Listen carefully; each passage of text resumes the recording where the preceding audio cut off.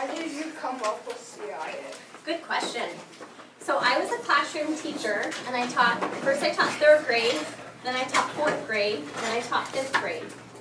And I was really surprised because I thought that as my kids became better readers, because they went from 3rd grade, and then they were a better reader at 4th grade, and then an even better reader at 5th grade, that I thought that my kids would love reading so much by the time they got to 5th grade because they'd be so good at it and they would just love reading.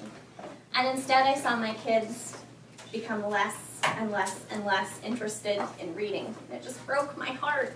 And I thought, why are kids not liking reading the older they get? And I realized that the materials that I was teaching with, you know how you have to come to school and you have to open up a book and read? I looked at the books that my kids were having to read because it was the curriculum that I was asked to teach. And I thought, well, I don't know that I'd want to read this either if I was in 4th or 5th grade. It just seemed kind of boring. And I thought, reading is not boring. Reading is super fun and super exciting, and kids need to know that. So I decided I wanted to write a curriculum that would be fun for kids and would teach kids how fun reading is. And the very first thing that I noticed was that the curriculum that I was teaching from wasn't chapter books. Now, I've watched my kids go to the library here at school, and they don't pick out anything but chapter books, unless they like nonfiction, and then some kids will pick a nonfiction book. But by the time you get to 3rd, 4th, and 5th grade, you want to read a chapter book, don't you? So I thought, let's teach using the books that kids want to read, which is chapter books. So that's kind of how it started.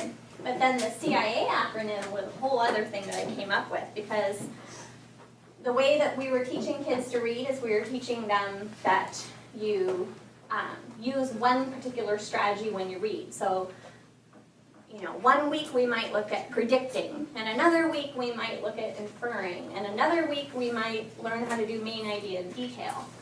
But you actually do all of those things all at once when you read. You don't break it apart. You just read, and you do all those things. So I wanted to find a way to teach kids how we use all of those strategies when we read. And I came up with the 4-quadrant piece. So anyway, so that's kind of a long answer to your question.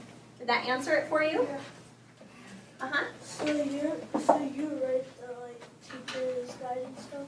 No. I write the teacher's guides. Yeah.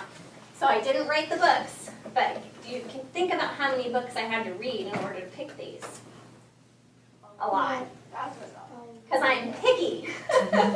I'm picky. I know what kids like, I hope. Do you like the books that I picked? Yes. I know the kind of books that kids like to read, and I'm really super picky. Because I also know the kind of books that teachers like to teach from. So I had to try to pick books that teachers would like, but also pick books that kids would like.